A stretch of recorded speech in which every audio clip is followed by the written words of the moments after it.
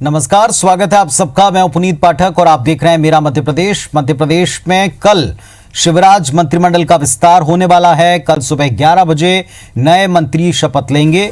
Bharatiya Janata party की तरफ से पुराने चेहरों में भूपेंद्र सिंह, विश्वास सारंग और संजय पाठक का मंत्री बनना तय बताया जा रहा है, जबकि सिंधिया समर्थकों में इमरती देवी, प्रद्युमन सिंह तोमर, प्रभुराम चौधरी, महेंद्र सिंह सिसोदिया और बिसाहू लाल सिंह का मंत्री बनना तय है। उन्हें शपथ ग्रहण के लिए सीएम हाउस से फोन आ चुका है। इसके अलावा सिंधिया समर्थक ऐदल सिंह कंसाना, हरदीप सिंह डंग, राज्यवर्धन दत्तीगांव और रणवीर जाटव का नाम भी संभावित मंत्रियों की लिस्ट में बताया जाता है। इसके अलावा भारतीय जनता पार्टी के कोटे से शिवराज सिंह की टीम में करीब 13 नए चेहरों को मौका मिल सकता है। इंदौर से विधायक रमेश मेंदोला को सीएम हाउस से फोन गया है।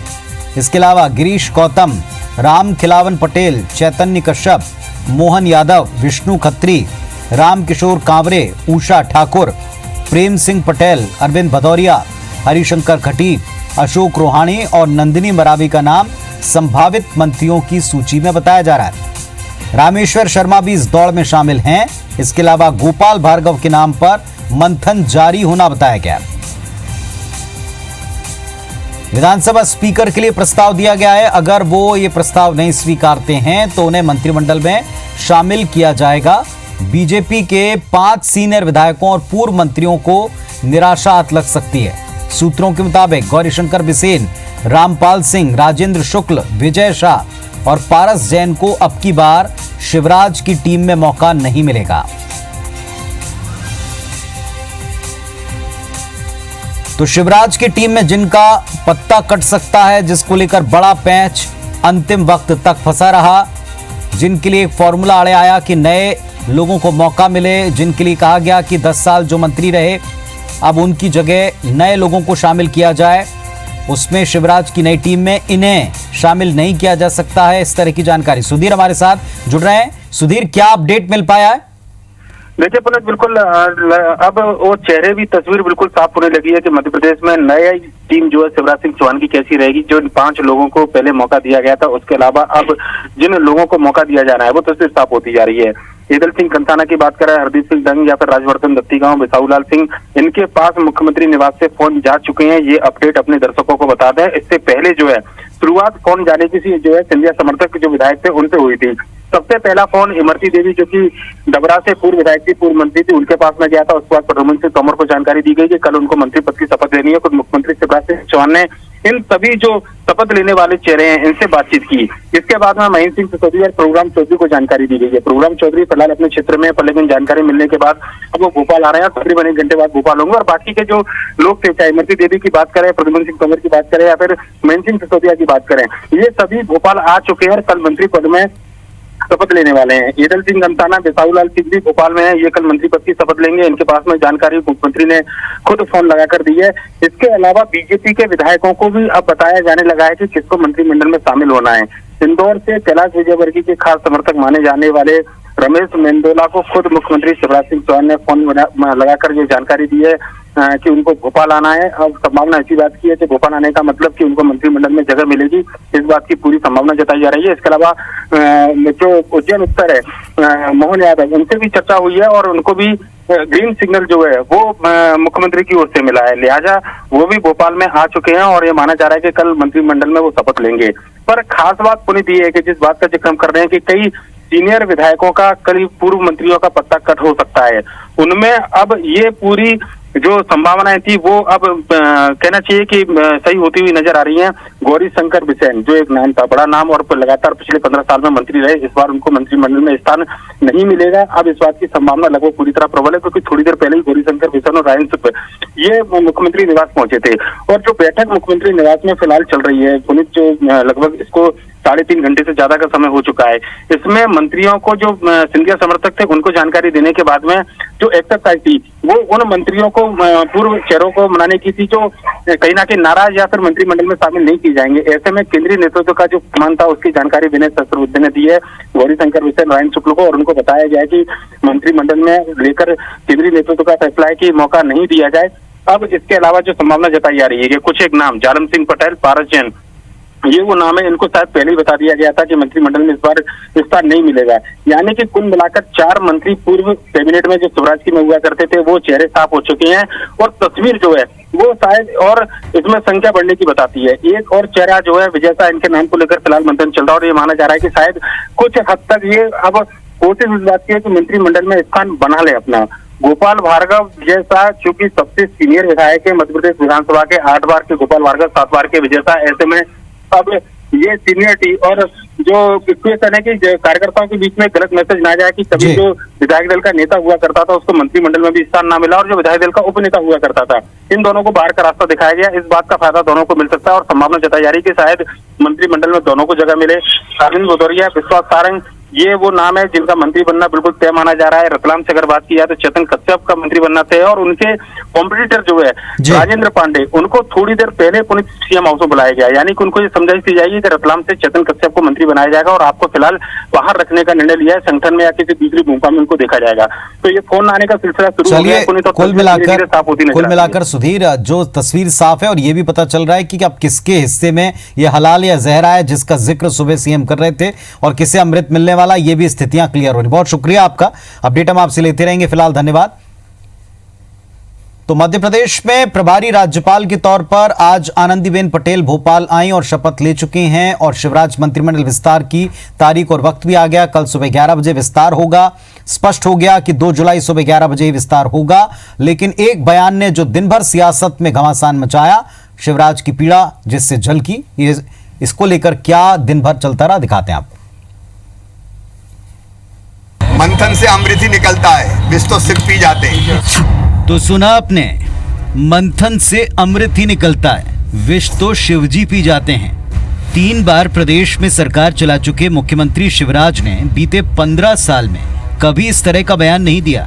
फिर बड़ा सवाल ये उठता है कि आखिर वो कौन सा विष है जिसे शिवराज को पीना पड़ रहा है। आखिर इस बयान के मायने क्या हैं? जानकारों के मुताबिक सिंधिया के बीजेपी में आने के बाद और कमलनाथ सरकार को गिराने में नरोत्तम मिश्रा की बड़ी और सीधी भूमिका के बाद पार्टी में अंदर खाने सियासी तूफान मचा हुआ है। नतीजा, मंत्रिमंडल विस्तार में एक नहीं कई पेंच फंसे हैं। कहने को तो मंत्रिमंडल विस्तार मुख्यमंत्री का विशेष अधिकार है, लेकिन यहाँ पेंच यही है कि शिवराज सिंह चौहान के चहेतों और समर्थकों को जगह मिलने की गुंजाइश ही खत्म हो गई।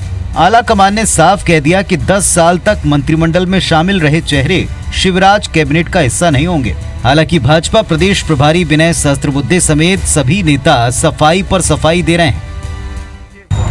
मंथन से अमृत ही निकलता है, विष तो सिर्फ पी जाते हैं। कल मंत्रिमंडल शपथ ले लेगा।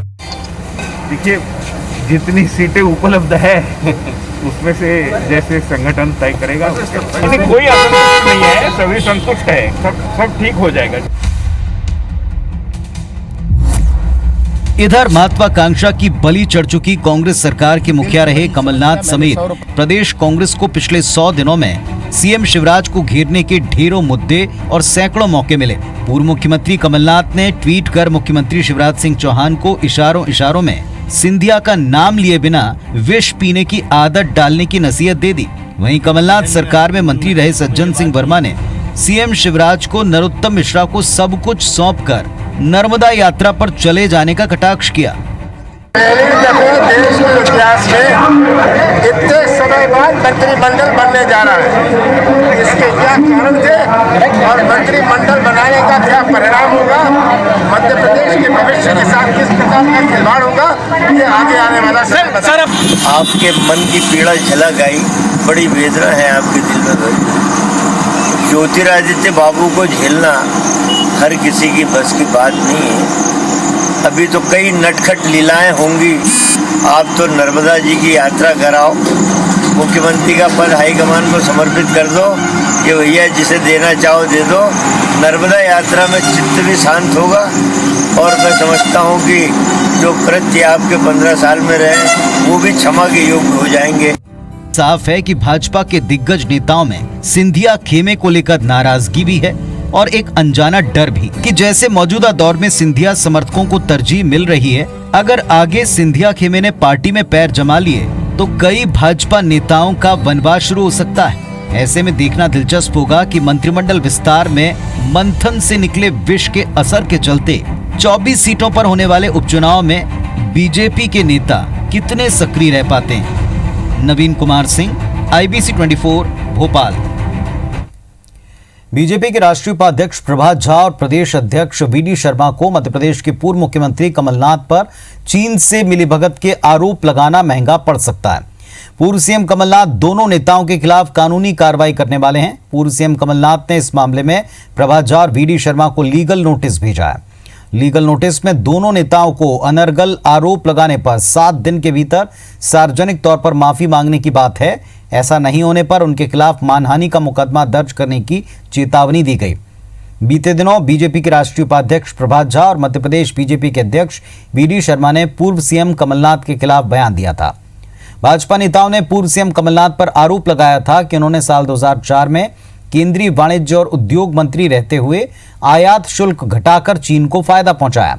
दोनों नेताओं ने पूर्व सीएम कमलनाथ को चीनी एजेंट तक कह दिया था। इस पर अब कमलनाथ की तरफ से दोनों को लीगल नोटिस गया है।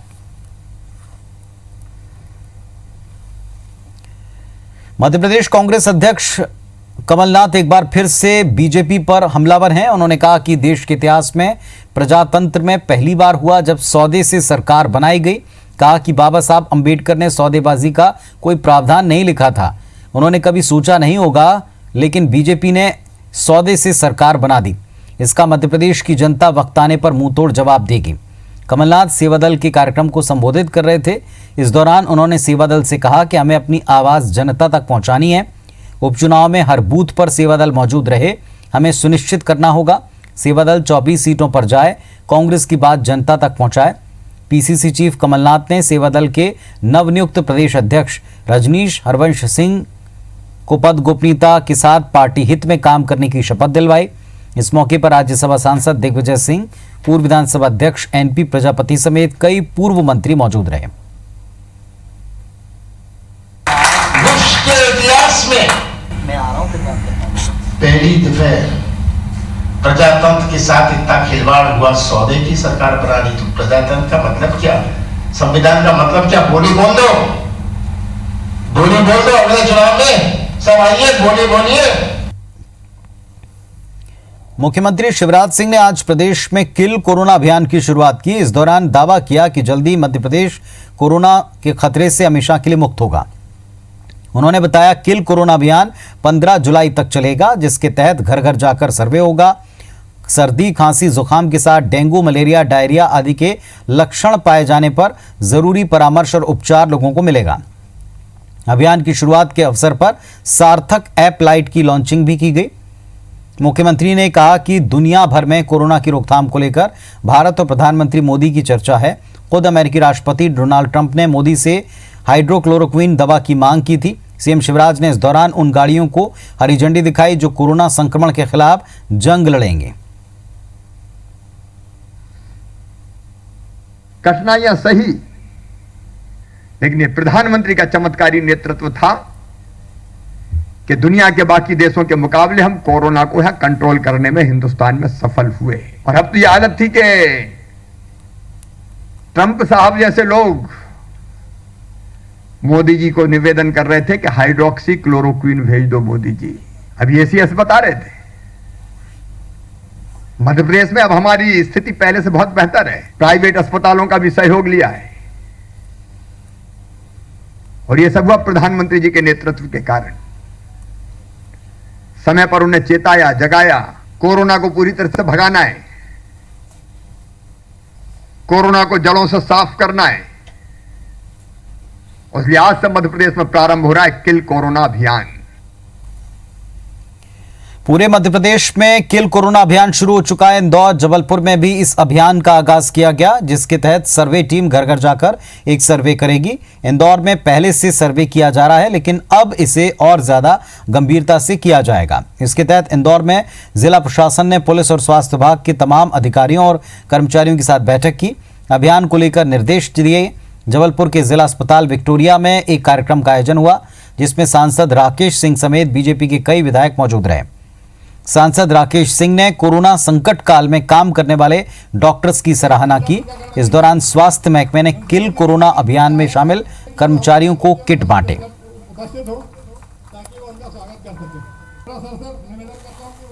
जो राज्य शासन निर्देश पे किल कोरोना अभियान प्रारंभ हुआ है आज से, इसमें लगभग पिछले 5-6 दिनों में हम लोगों ने 5000 जो फील्ड के सर्वे टीम्स हैं इनको ट्रेन किया है। पूरे जिले के हर घर की मैपिंग हो रही है इसमें, चाहे ग्रामीण क्षेत्र हो चाहे नगरीय क्षेत्र हो। अभी किल कोरोना जो अभियान आज से शुरू किया गया है, यह इस लड़ाई का एक दूसरा चरण है। अभी जो प्रारंभिक है इसमें सार्थक एप्लीकेशन के माध्यम से जो आशा कार्यकर्ता हैं, जो आंगनवाड़ी कार्यकर्ता हैं, इसमें सर्वे करेंगे। साथ साथ में पुलिस के जवान भी रहेंगे। मैं अभिनंदन करना चाहता हूं इस अवसर पर डॉक्टर्स का, आज डॉक्टर्स डे भी है, कि जो अपनी जान की परवाह ना करते हुए इस अभियान को सफल करने में पूरे तौर पर अपनी सेवाएं दे रहे हैं और देंगे। और उसके साथ साथ उन सभी चिकित्सा और स्वास्थ्य कर्मियों का भी, इसलिए हमने जो हमारी पायलट टीम बनाई है उसमें लगभग 2500 हमारे कार्यकर्ता, आंगनवाड़ी कार्यकर्ता हैं, आशा कार्यकर्ता हैं, उनके माध्यम से हर घर तक अप्रोच किया जाएगा। अगर कोविड का भी परीक्षण की ज़रूरत पड़ती है तो वो सर्वे टीम से हमारी मोबाइल टीम लिंक्ड है, वो उनको खबर देंगे तो हम वहीं पर जाकर उनका कोविड का टेस्ट करेंगे। और एक बड़ी खबर भिंड से आपको बता दें, कोरोना का संक्रमण रोकने 2 दिन का कर्फ्यू लगाया गया है। गुरुवार शुक्रवार को कर्फ्यू रहेगा। 31 जुलाई तक हर रविवार और सोमवार को लॉकडाउन रहेगा। कलेक्टर वीरेंद्र रावत का ये आदेश है। तो भिंड से बड़ी खबर, कोरोना का संक्रमण रोकने के लिए 2 दिन का कर्फ्यू, गुरुवार शुक्रवार को कर्फ्यू रहेगा। दिलीप सोनी हमारे सहयोगी जुड़ गए हमारे साथ। दिलीप, क्या अपडेट है? जो कोरोना का जो कहर है जो भिंड जिले में लगातार बढ़ता ही जा रहा है। कोरोना के जो मरीजों की संख्या में काफी इजाफा हो गया है। 253 जो टोटल जो मरीज जो कोरोना के पाए गए हैं, इसमें आज जो 10 जो नए मरीज हैं सामने आए हैं। उसमें आपको बता दूं कि एक्टिव मरीजों की जो संख्या है वो 107 है और स्वस्थ जो मरीज हुए वो 146 है। इस तरह से कोरोना संक्रमित जो मरीज हैं उनकी जो संख्या लगातार बढ़ती जा रही है। उसके बाद जो जिला कलेक्टर है वीरेंद्र रावत, उन्होंने एक बड़ा फैसला लिया है। उसमें 2 दिन का जो टोटल लॉकडाउन किया गया है और आगे जो 31 जुलाई तक जो रविवार और सोमवार का दिन फिक्स किया गया है, इसमें टोटल लॉकडाउन रहेगा।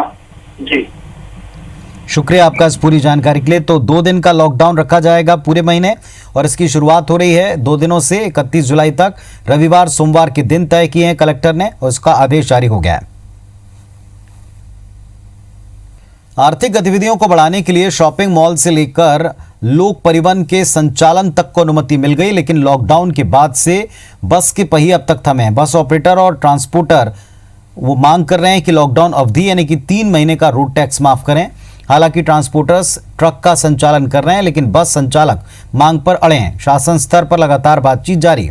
सरकार ने टैक्स माफी को लेकर कोई फैसला नहीं किया। प्रदेश में बस और ट्रक के तिमाही टैक्स के आंकड़ों पर गौर करें तो तकरीबन 150 करोड़ रुपए होता है। सरकार इतना बड़ा राजस्व नुकसान नहीं सहन कर सकती। बस संचालकों की मांग पर अब तक गौर नहीं किया। बस संचालकों ने भी साफ कर दिया कि जब तक उनकी मांग नहीं मानेंगे वो बस नहीं चलाएंगे, क्योंकि 3 महीने तक उनकी बसें खड़ी रहीं और अब बस संचालन सोशल डिस्टेंसिंग के साथ करनी पड़ेगी, जिसकी वजह से सवारियों की संख्या घटेगी और घाटा बस संचालक ही उठाएंगे। हमारी जो बसों का जो 50% चलाने की बात की गई है वो हमारा घाटे का सौदा होता है। इसलिए सरकार को जो इसकी क्षतिपूर्ति के लिए क्या करना चाहती है वो सरकार हमें बताए। डीजल के जो रेट बढ़े हुए हैं उसकी क्षतिपूर्ति हमें दी जावे, तभी जाकर हम बसों का संचालन कर सकते हैं। मध्य प्रदेश कांग्रेस परिवहन प्रकोष्ठ के सारे 52 जिला अध्यक्षों ने पत्र लिख के मुख्यमंत्री जी से गुहार की थी कि आप टैक्स में हमको राहत दीजिए। चूँकि लॉकडाउन की अवधि के दौरान ट्रक संचालन के अभाव में निढाल खड़े रहे हैं, इसलिए उनकी आय जो है वो शून्य थी और इस कारण वो टैक्स भरने में असमर्थ है। लेकिन ये वास्तविक परेशानी है जो ट्रांसपोर्ट व्यवसायी को, वो मैं आपके सामने रखना चाह रहा हूँ। बसों वालों का भी माननीय मुख्यमंत्री जी के सामने विषय है और उन्होंने कुछ अपनी समस्या बताई। सरकार भी इसमें कुछ निर्णय करने वाली है। रेलवे बोर्ड ने इंदौर दाहोद रेल लाइन का काम फिलहाल रोक दिया है। वजह है फंड की कमी। दरअसल इंदौर दाहोद परियोजना में महज 35 किलोमीटर इंदौर से टीही और छोटा उदयपुर से अलीराजपुर के बीच 50 किलोमीटर पर पटरी बिछाने का काम चल रहा था। काम रुक चुका है। 2 रेल परियोजना इंदौर से दाहोद, छोटा उदयपुर से धार के लिए 2008 में तत्कालीन प्रधानमंत्री मनमोहन सिंह ने इसका भूमि पूजन किया था। दोनों परियोजनाओं को 6 साल में पूरा करना था, लेकिन 12 साल बीत गए, काम पूरा नहीं हुआ। कोरोना काल में फंड की कमी के चलते फिलहाल इनको होल्ड पर रख दिया। इसके अलावा महू खंडवा अकोला बड़ी लाइन की योजना और इंदौर देवास उज्जैन के बीच रेल लाइन के दोहरीकरण का प्रोजेक्ट भी रोका गया। इंदौर सांसद का दावा है कि रुका हुआ काम फिर शुरू होगा। जो आगे का है भूमि अधिग्रहण, उसमें मेन पार्ट रहता है। भूमि अधिग्रहण अगर 70% और 60% 70% होता है तो फिर आगे प्रोजेक्ट, लेकिन वो अभी भूमि अधिग्रहण में थोड़ा सा विलम्ब हुआ है, उसकी वजह से उस प्रोजेक्ट को थोड़ा साइड रखा गया है। ये तो हमारी सरकार आई जिसने शुरुआत करी, तो प्रोजेक्ट में सिर्फ नाम मात्र के पैसे रखने से नहीं होगा। उन्होंने रेलवे विभाग ने कहा जितना जितना हम काम होगा उतनी उतनी राशि देते जाएंगे। मुझे लगता है जितना काम हो रहा है उसकी राशि उसके अनुसार अलॉटमेंट होती जाएगी। और इंदौर से एक बड़ी खबर का रुख कर रहे हैं। मांगलिया पुलिस चौकी के बाहर 2 पक्ष आपस में भिड़ गए। जमीन विवाद को लेकर झड़प बताई गई। मांगलिया चौकी प्रभारी विश्वजीत सिंह तोमर लाइन अटैच हो गए। 10 से ज्यादा लोगों के खिलाफ केस दर्ज हुआ है। एक बड़ी खबर बता दें इंदौर से, रवि हमारे सहयोगी जुड़ गए इंदौर से, उन्हीं से अपडेट लेते हैं। रवि बताएं क्या हुआ है वहां। देखिए, जमीन विवाद को लेकर जो एक ही गांव टोडी गांव है, मांगलिया चौकी के क्षेत्र के अंतर्गत आता है। इसमें उमराव चौधरी और दिलीप सिंह दरबार जो है, इनके बीच में विवाद हुआ था। पहले विवाद इनके घर पर जाकर जो दिलीप सिंह दरबार है, उन्होंने पहले महिलाओं के साथ मारपीट की, भाई के साथ मारपीट की। इसके बाद जब परिजन थाने पर पहुंचे, थाने पर भी पहुंचकर क्षेत्रीय सरपंच के साथ मिलकर तकरीबन 20 से 25 लोगों ने इनके साथ मारपीट की है।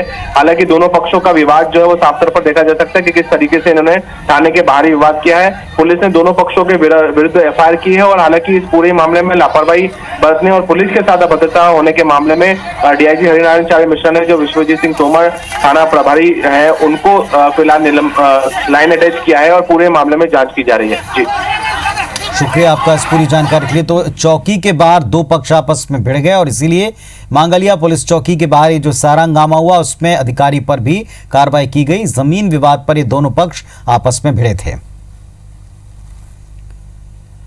डॉक्टर्स डे पर उज्जैन के जिला अस्पताल में डॉक्टर और पुलिसकर्मी के बीच में विवाद हो गया, जो इतना बड़ा कि दोनों पक्षों में मारपीट तक हो गई। ये पूरी घटना सीसीटीवी में कैद हो गई। पुलिसकर्मी की तबीयत खराब थी, वो ड्यूटी के बाद में खुद स्वास्थ्य परीक्षण कराने अस्पताल पहुंच गया। पुलिसकर्मी का आरोप है डॉक्टर इलाज की बजाय अलग अलग वार्ड में भेज रहे थे।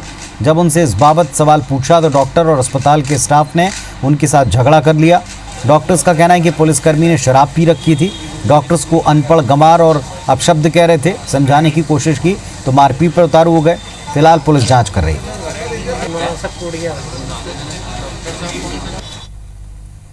इस बुलेटिन में फिलहाल इतना ही। खबरों अपडेट्स का सिलसिला लगातार जारी रहेगा। जुड़े रहिए हमारे साथ। नमस्कार।